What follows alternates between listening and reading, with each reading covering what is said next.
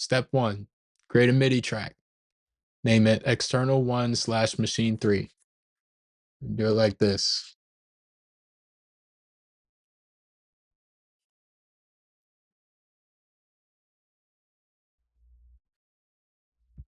We're going to hit Command F, search for Maschine software, and this works for Maschine 2 or 3 software. Second, make sure you hit this In button right there on the Ableton track. Step 3, you're going to click in the Maschine plugin anywhere. You're going to hit Tab, and then you're going to hit the I/O button on this first track in group 1. You're going to change the MIDI in to channel 1. You're going to change the device to none. You're going to change the audio out to none. You're going to change the MIDI out to host. You're going to rename this track MK3 out.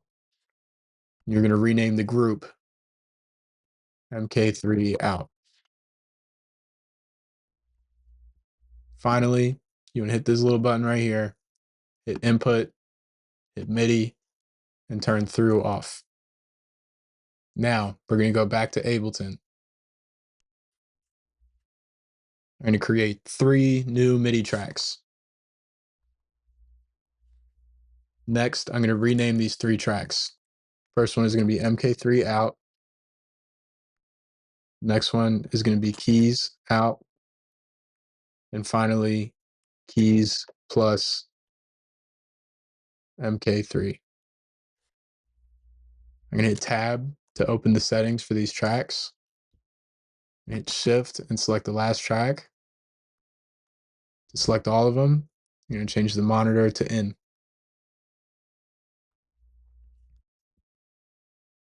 Then we're going to select the first track and change its settings to make the MIDI in the first track that we created, external 1/machine 3. Where it says post effects, I'm going to change that to machine 3. Where it says MIDI 2, I'm going to change that to keys plus MK3. Next is the keys out track. We're going to make its MIDI from your keyboard of choice. Your MIDI 2 should be also set to keys plus MK3. Finally, you have your keys plus MK3 track. You're going to get your MIDI from external 1/machine 3. You're going to change that to machine 3. Now, we have a working template. I'm going to make a new MIDI track. I'm going to put a piano on it. And then on my machine controller, right here, hit the keyboard button and I can play keys. Oh, wait, I forgot to hit record enable.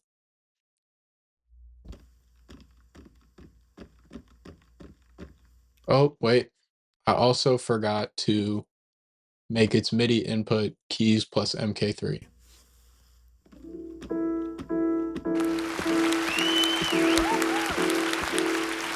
You can either get the MK3 out individually, you can get the keys out individually, or you can get both combined into the same track. And this is really useful if you're collaborating with someone else.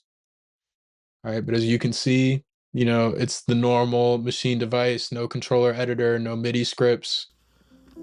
I can send keys like that. I can hit the chord button, send chords out. I can use note repeat. And I can choose scales.